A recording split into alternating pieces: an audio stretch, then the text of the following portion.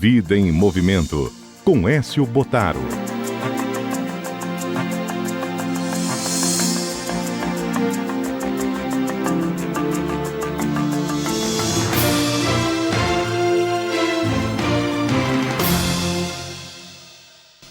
Professor Écio Bottaro, muito bom dia, tudo bem? Tudo ótimo, Manu. Um ótimo dia para nós, para todos nós, os que estão nos ouvindo, com esse sábado maravilhoso. Nublado, bom para ficar em casa. Embora um pouco nublado, dá um pouco de preguiça, viu, Manu? Dá aquela... Dá preguiça e vontade de ficar comendo, né? E a pergunta que não quer calar, você comeu um pedaço do bolo de goiabada que tem aqui ou não? Olha, eu só não vou relatar especificamente para o ouvinte, que o ouvinte vai ficar com vontade, embora a gente segura um pouco durante a semana, mas hoje eu fui obrigado, vou confessar, a comer um pedacinho desse bolo de fubá com goiabada que estava fantástico, mas só foi um pedacinho, você viu, né, Manu? Um pedacinho só, não mata, né? Tem que ter equilíbrio. Não, tem que... Foi uma recompensa pela semana de castidade sem açúcar, Manu. Isso aí. Então foi... Mas eu não sei não, se a hora que eu for embora ele dá uma piscadinha para mim, eu vou repetir um pouquinho de novo. Professora, hoje a gente fala um pouquinho sobre a importância da prática de musculação em nossa vida, né? Por que é importante? Nossa, se nós formos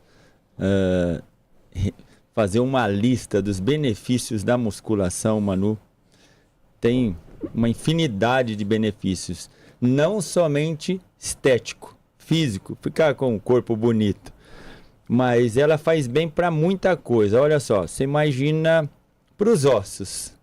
Ah, mas faz bem para os ossos musculação? Faz.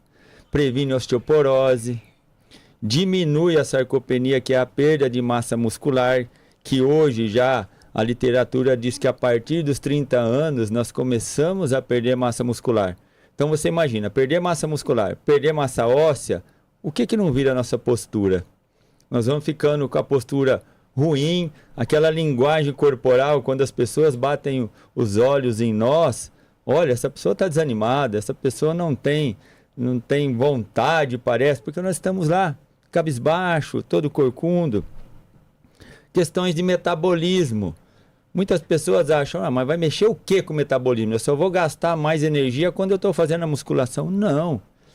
Principalmente para aquelas pessoas que querem perder peso, você mantendo um tônus muscular melhor, não é ficar musculoso, mas um músculo melhor, oxigenado, com volume melhor, ele vai consumir muito mais energia. Energia essa que poderia estar se transformando em gordura. Então, mesmo quando nós estamos em repouso, sem fazer atividade, para manter esse músculo, porque ele precisa ser mantido, mesmo sem movimento, ele requer energia. Energia essa que nós estamos tirando até da nossa massa adiposa, que é a gordura. Então, olha só, metabolismo é a questão de perder peso. Coração. Ah, mas, professor, musculação vai melhorar meu coração? Sim, aquelas pessoas que têm pressão arterial elevado, que têm colesterol ruim, que seria o LDL, muito acima do normal, o exercício de musculação vai ser muito benéfico. Ah, mas pressão alta, eu não posso fazer exercício com peso. Pode, não é aquele peso excessivo, tudo tem uma dose. Por isso que aí nós precisamos procurar um profissional especializado para montar um programa que atenda esse perfil do hipertenso, como do diabético, como do parkinsoniano, de todas as categorias de patologias. Questão de bem-estar. Ah, mas bem-estar, eu vou ficar com o corpo melhor? Vai, mas você imagina a descarga de endorfina que tem o corpo quando nós fazemos exercício muscular? Ah, professor, mas eu faço musculação, fico com dor. Não, mas essa dor vai estimular tanto a endorfina que dá uma sensação de bem-estar e prazer. Isso melhora as questões de depressão, ansiedade. Olha quanta coisa, Manu, que tem. Na questão de equilíbrio. Oh, mas eu sou um cara desequilibrado, eu preciso fazer musculação? Não, quanto mais vai passando os anos, as articulações, quando eu digo articulação, não é somente de joelho, que a gente foca num joelho. Sim. mas é de tornozelo, joelho, coluna, quadril, ombro, cervical, coluna lombar, coluna torácica, tudo isso existe articulações. É mais de 200 ossos. Então você imagina quantas articulações tem aí. E o que faz esses ossos ficarem em perfeita sintonia são ligamentos e os músculos. Um músculo bem fortalecido, ele vai manter uma articulação muito mais equilibrada, mais estável, menos risco de lesões, menos risco de queda. Então melhora muito a qualidade de vida e vai ter um envelhecimento muito mais saudável, com autonomia. O que é essa autonomia? De poder levantar, sentar, caminhar, tomar um banho, ir ao supermercado, se locomover. Então, olha, Manu, eu citei algumas coisas. Você imagina quanta coisa benéfica não tem aí? Sim. E em todas as idades ela é benéfica? Porque tem gente que tem dúvida, né? Adolescente pode fazer, idosos podem fazer? Manu, todas as idades. Todas as idades. Ah, professor, uma criança pode fazer? Uma fase da infância pode ser feito. Adolescência, ótimo fazer. Principalmente porque vai trabalhar muito questão de postura, né? Porque ela está naquela briga de cadeia muscular, cresce um pouquinho de um lado, puxa do outro. Existem aquelas dores que a gente chama de dor de briga de cadeia muscular, né? Porque está crescendo, né? Aí começa a ter o joelho um pouquinho varo, o joelhinho de cowboy, em valgo, as meninas, né? Ficar cifótico, pescoço para frente, corcundo. Tudo isso a musculação vai ajudar. Embora, obviamente, que precisa ser quantificada de uma forma para cada perfil. É aí que entra o educador físico novamente, ou até um fisioterapeuta numa fase de maior cuidado. Mas o educador físico vai quantificar a carga exata para aquele adolescente, para aquele jovem, porque também não pode ter excesso de peso. Ah, professor, mas eu já ouvi falar que o exercício muscular faz com que a criança deixe de crescer. Mentira, isso é mito. Porque o estímulo ao exercício físico estimula a produção de GH, que é o hormônio de crescimento. E quando nós falamos em crescimento, não é crescimento só da massa muscular e massa óssea. É coordenação motora, melhora a inteligência, melhora o equilíbrio, é crescimento de todos esses fatores. Então, para uma criança, para um adolescente, nesse momento, fazer exercício muscular é fantástico. Claro que tem que obedecer às quantias. Já na questão adulta, quantas pessoas adultas sentem dores? Quantas pessoas adultas querem perder peso? Estão engordando? Ou consertar um pouco a questão de diabetes, colesterol, hipertensão? Todos eles podem ser feitos. E os idosos também. Tem idosos que faz barra, eu tenho idosos que faz agachamento. Claro que sempre obedecendo à individualidade de cada um, Manu, e quantificando aos poucos. Não é chegar lá, botar uma carga extraordinária, faça aí 10, 15 repetições, no outro dia ele não vai aguentar se movimentar. Sim. Eu pego no meu estúdio muitas pessoas que vêm como aquele gato escaldado, né? Olha, eu não posso fazer isso porque eu fiz machuquei, porque eu fiz isso e machuquei. Por quê? Foi em um lugar que não foi muito bem orientado e ficou traumatizado. E até você tirar esse trauma da cabeça e voltar a fazer um trabalho, as pessoas falam, olha, como que realmente eu errei. Então é a quantidade, é o segredo. E o exercício físico, Manu, é como um remédio. Ele só traz benefício para o nosso corpo. Mas uma dúvida, a partir de que idade, eu sei que depende de cada perfil, mas a partir de que idade? Na infância, idade média para começar a fazer?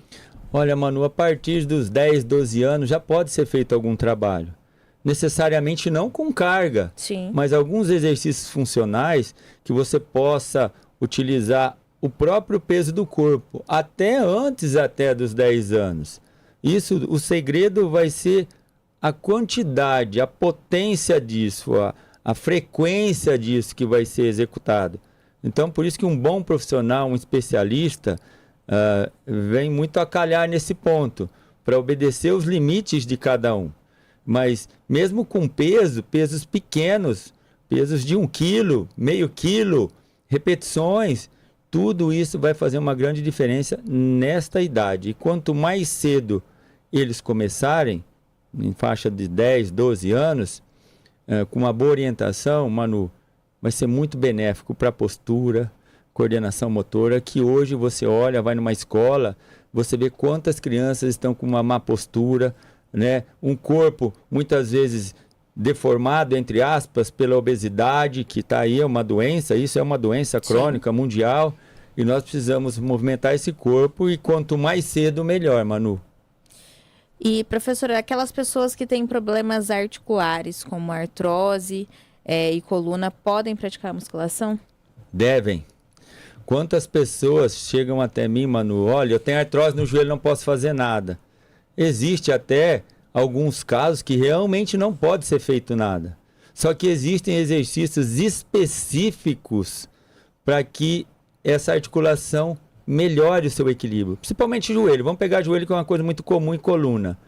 Artrose de joelho tem vários graus.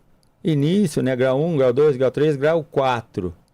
Mesmo o grau 4, você fazendo um bom planejamento em um determinado ângulo, peso, né? O estilo do movimento isométrico vai fortalecer essa estrutura.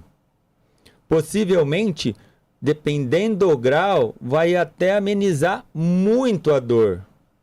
Mas se um grau estiver muito avançado, não. Mas, por um outro lado, se essa pessoa necessitar de uma prótese futura, esse fortalecimento já vai ajudar muito na sua recuperação pós-cirurgia. Então, é importante que se faça. Na coluna, a coluna já tem um aspecto um pouco diferente. Tem muitos tipos de problema em coluna.